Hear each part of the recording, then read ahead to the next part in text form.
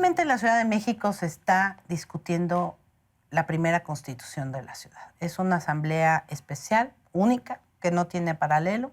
Y Alejandro Encinas es el presidente de esta asamblea. Gracias por estar aquí hoy. Al contrario, me da mucho gusto estar contigo, Katy. Hemos tenido muchas críticas en esta asamblea. Y digo hemos porque ustedes saben que yo también soy diputada constituyente, es decir, aquí está mi presidente. ¿Cómo ves? ¿Tendremos constitución? Yo estoy convencido de que habrá constitución. Por supuesto que ha habido muchas críticas derivadas fundamentalmente de la falta de información, lo cual habla de que no hemos tenido la capacidad de comunicar bien en qué consiste la Constitución, qué es el proyecto que se ha presentado, por qué es necesaria.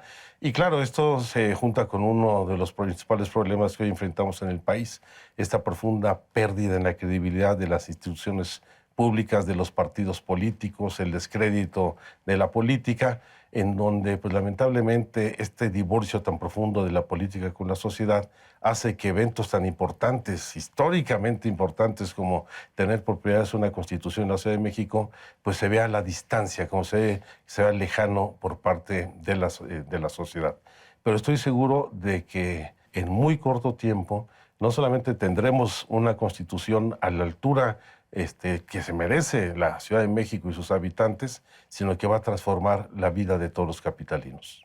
Tú has sido crítico, Alejandro, y eso es algo que me gustaría reconocerte al interior de la propia Asamblea, diciendo, tenemos serios problemas de legitimidad. En principio, muy poca gente sale a votar el pasado 5 de junio, el 30%, digamos, a grandes rasgos. Y hay una cosa que no acaba de convencer a mucha ciudadanía, pero que así fue como se dio la reforma política, que es que de 100 diputados constituyentes, 40 son designados por distintos poderes, por la Cámara de Senadores, diputados, por Enrique Peña Nieto y por Miguel Ángel Mancera. En este sentido, ¿vamos mejor? Yo creo que lamentablemente no fueron electos el conjunto de los diputados y diputadas constituyentes. Pero no solamente esta designación de 40 diputadas y diputados, sino también la baja participación electoral, el hecho de que haya dentro del 28% de la gente que participó en el proceso electoral, el 8% anuló su voto. Otro 8% votó por candidatos independientes. Solo 6 por el PRI, tenemos 30. Sí, hay una sobrerepresentación de cerca del más del 140% del PRI.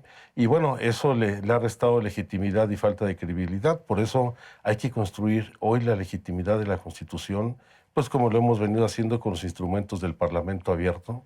Más de 1000 iniciativas que se tienen que dictaminar. La mayoría de los ciudadanos que no se les impuso ningún requisito para presentar iniciativas y propuestas para, más de 800 para construir la Constitución, pero también la legitimidad se tendrá que construir con el contenido de la misma Constitución, donde la gente se identifique, se encuentre pertenencia, identidad en los contenidos. El proyecto que mandó Miguel Ángel Mancera y que se hizo en un grupo de 30 personas de distinta formación, académicos, políticos, gente de la sociedad civil, como tú decías, ha sufrido, bueno, por lo pronto muchas iniciativas de cambios. 1,400 entre la ciudadanía y demás. Y hay muchas cosas que lindan entre lo constitucional y no, porque por mucho que los chilangos nos sintamos aparte, pues somos parte de una federación. Yo creo que el proyecto no riñe con la Constitución.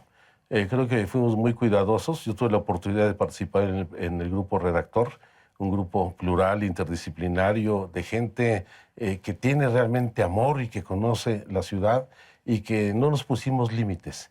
Quisimos establecer en este proyecto las aspiraciones, las causas, los deseos de una ciudadanía que quiere aspirar a una mejor ciudad y tener mejores condiciones de convivencia y replantear los términos de la relación con el gobierno y con la autoridad. Y nos cuidamos mucho. Hay gente que critica, por ejemplo, que invadimos competencias constitucionales en materia de educación, cuando lo que se plantea en el proyecto es la creación de un subsistema educativo local, al igual que existe en cualquier otra entidad de la República, o que nos excedemos en algunas disposiciones de carácter laboral, cuando efectivamente la Ley Federal del Trabajo establece, derivado del artículo 123 constitucional, pues el régimen de competencias federales en la materia, pero aquí queremos ser innovadores para ir ampliando el margen de derechos, particularmente a los trabajadores no asalariados, reconocer que hoy la informalidad en nuestra economía pues a nivel nacional rebasa el 50% de la actividad económica del país y que queremos enfrentar desde la propia Constitución. Creo que ha sido muy cauto. La reforma del artículo 122 establece con mucha precisión el régimen de competencias federales y locales, establece con mucha precisión también los términos de la relación del gobierno federal con el gobierno de la Ciudad de México, en tanto que se mantiene como sede de los poderes federales, capital de la República, y yo no encuentro ninguna contravención.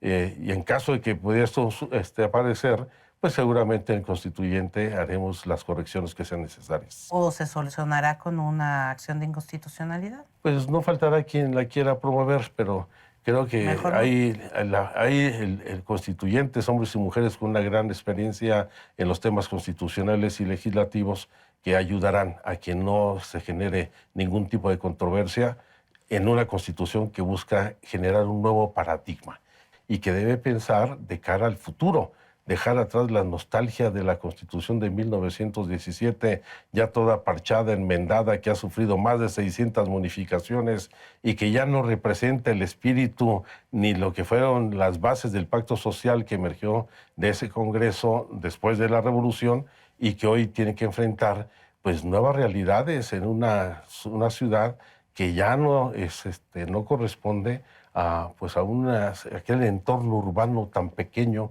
con el que se diseñó la Constitución del 17 o incluso el Estatuto de Gobierno del Distrito Federal, y que tiene que ver no solamente con las formas de gobierno locales, con el reconocimiento de los pueblos originarios, las comunidades indígenas que residen en esta ciudad. Esta es la entidad con mayor población indígena del país y al mismo tiempo, paradojas de esta ciudad, esta es la metrópoli que concentra, pues junto con el Estado de México, Morelos, Hidalgo, Tlaxcala, Puebla, pues la mayor concentración urbana, la gran megalópolis de la República Mexicana. Se ha criticado mucho, sobre todo por compañeros columnistas míos, que hay muchos derechos.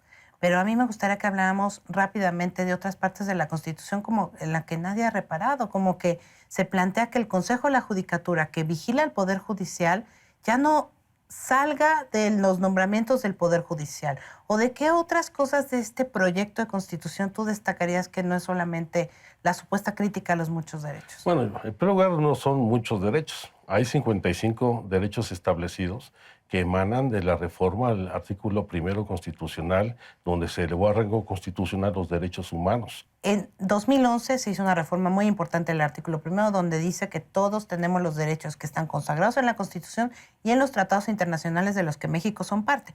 Ese solo enunciado hace que se haya potencializado de una manera extraordinaria los derechos a los que ya tenemos, aunque no estén mencionados. No es que se especifiquen muchos. Muchos especialistas señalan que lo que implican los derechos humanos y los que están contemplados en los tratados internacionales pueden sumar hasta 400 derechos.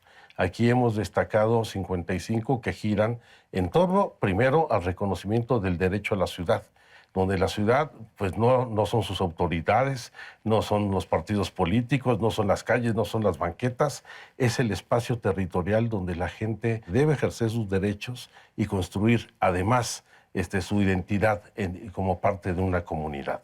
Y efectivamente se enumeran derechos de manera muy puntual porque también queremos establecer una carta de garantías, de derechos, obligaciones de los ciudadanos, en donde el Estado está obligado a garantizar el ejercicio pleno de los derechos, que dejen de ser un enunciado para que estos de manera progresiva puedan irse alcanzando, de acuerdo no solamente a la disponibilidad de recursos, porque no todos los recursos, no todos los derechos requieren recursos, requieren de desarrollo de las capacidades institucionales, de voluntad política. Y de coordinación. Y de coordinación. Y yo creo que es muy importante reivindicar que efectivamente hay una Carta de Derechos fuerte en esta Constitución, que es la primera Constitución que emerge después de la reforma constitucional a este artículo primero, donde se elevan a rango constitucional los derechos humanos y que tiene que reconocerlos.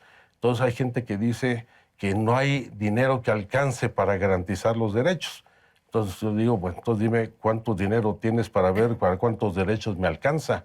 O que nos digan a quién le quitamos derechos o qué derechos prevalecen por encima los de otros grupos. Yo creo que aquí es absurdo esta discusión, porque si nosotros contemplamos esta lógica que viene también en los tratados internacionales de los que México es parte, el principio de progresividad implica la utilización de los recursos, el máximo de recursos posibles, para ir progresivamente garantizando y consolidando esos derechos. Tú también estás ya como muy contemplado y visto para ser candidato de la coalición o del PRD para el Estado de México, pero tendrías que dejarnos, pues ya 5, 4, 3, 2. Esto quiere decir que te vas, ya no te fuiste. No, primero lo primero. Hoy todo mi esfuerzo, todo mi trabajo, todo mi pensamiento está abocado a sacar adelante la Constitución de la Ciudad de México. Y tenemos hasta el 31 de enero. Pero si te quedas hasta el 31 de enero ya no fuiste candidato. Sería un obstáculo para construir los acuerdos. El estar pensando en una postulación de candidato a gobernador sería un obstáculo para construir los acuerdos que necesitamos, porque hay que recordar que cada artículo de la Constitución requerirá de mayoría calificada del total de los integrantes de la Asamblea, 67 votos.